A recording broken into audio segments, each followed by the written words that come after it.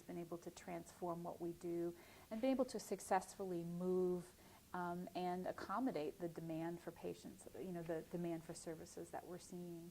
I think as we move forward, our focuses are really going to be more in better integrating our prevention efforts. So I think that's kind of our next focus, particularly in really redoubling our efforts to address from a prevention standpoint the issues that we think really have the biggest impact on students, which are nutrition and obesity, mental health conditions, alcohol, sexual violence.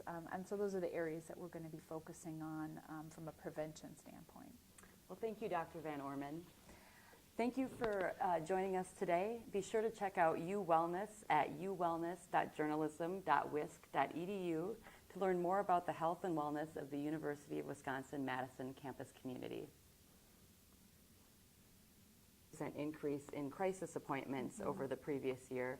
Can you describe the crisis services that UHS offers and maybe offer some reasons why you might have seen such a large increase in the need for those services? Yeah, when we look at what are some of the big health issues that affect young adults, mental health illnesses are right up there. And part of that, I want to be clear, there's a couple, myths about mental health that are often it's easy to think about. One is that young adults have disproportionately more mental health problems than older adults. It is true that it is slightly more common. I think part of why that perception is that proportionately the number of, when we see people with chronic disease that are young adults, most of those are mental health because they just don't have those other chronic diseases.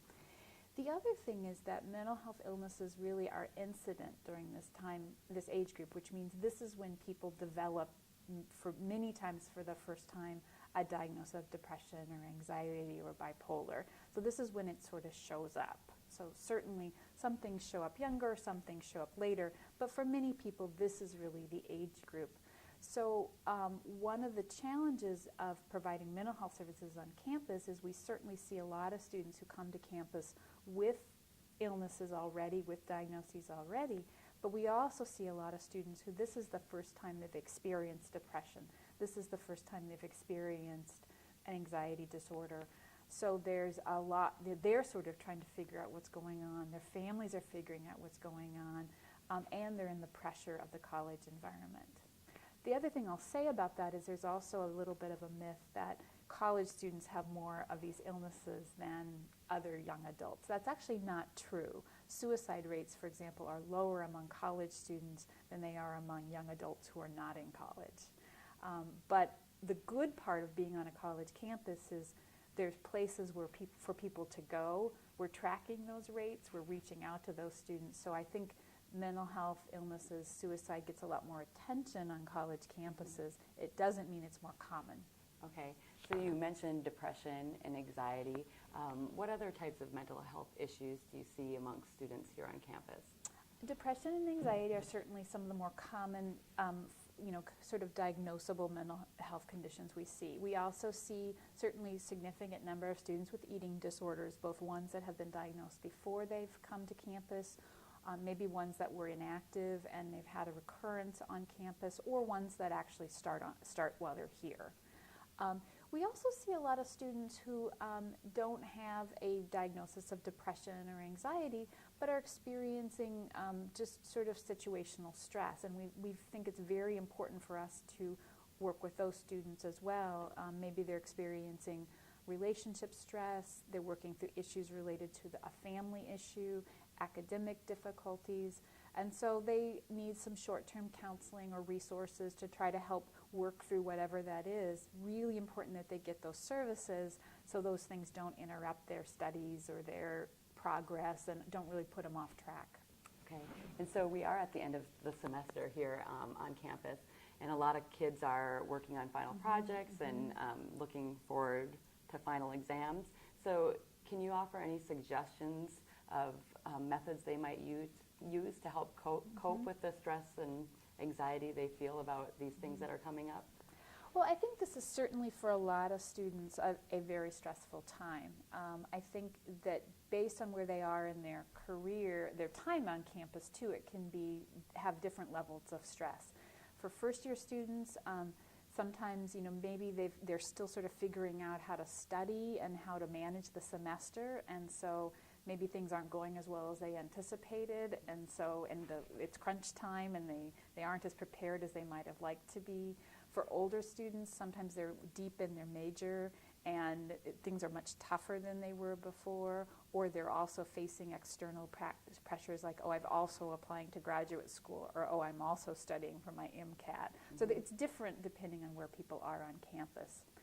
I think the important things for people to focus on at this time is to really kind of keep perspective related to it. I think sometimes it's easy for us, particularly for our students who are very driven, very smart, very talented, to really over-identify with, if I don't do well on this, maybe I'm a failure, I'm going to disappoint the people around me or disappoint their families, and really try to step back from that a little bit and say, these are all the great things I'm doing, and I'm going to do as well as I can, and it's going to be okay, and to try to kind of set those realistic expectations for themselves. I also think self-care becomes very important during this time. We know, studies show that not sleeping, not eating, not exercising, and drinking actually affect our retention and our ability to do work. So I think, especially moving into this period, if people can keep a regular sleep schedule, keep going to the gym, keep eating, they're actually going to do better than if sometimes it's easy to sweep all those things aside and say, I don't have time.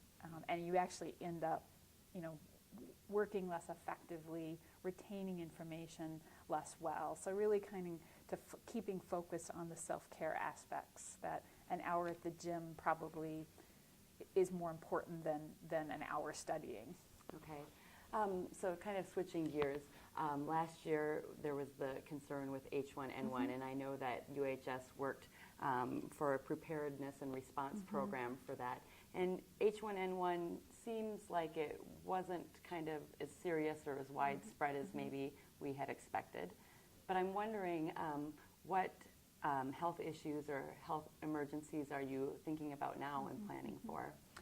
Well, it's interesting because on campus, actually, H1N1 was actually quite a big deal. Okay. We were fortunate in that we had no students, we had no deaths, we had no hospitalizations, but at some points during the fall, UHS was completely overwhelmed with students ill with flu symptoms. And so in terms of the demand for healthcare services, it was very dramatic for us here. And we worked very closely with our campus partners, our public health partners, the medical centers, for example, UW Hospital.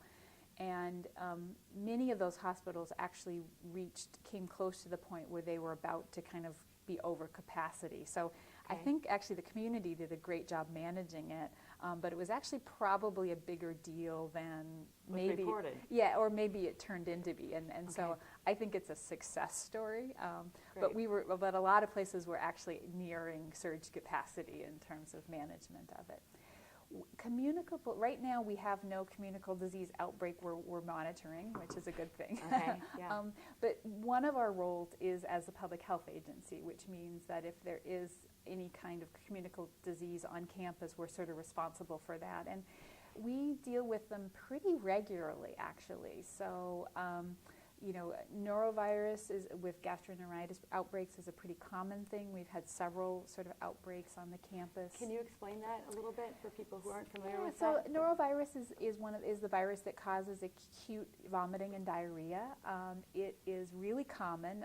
You may have seen in the news there's actually an outbreak in daycare centers in Madison just a couple weeks ago. We were monitoring that closely. But it's a viral illness, and it causes a very short 24 hours to 36 hours illness, but it's a pretty severe illness with lots and lots of vomiting, lots and lots of diarrhea. People can get very sick from it quickly, being dehydrated, and particularly for people who are younger or who have other medical conditions, they can get very ill from it very quickly. The challenge with norovirus is it's extremely contagious, and it's also really difficult to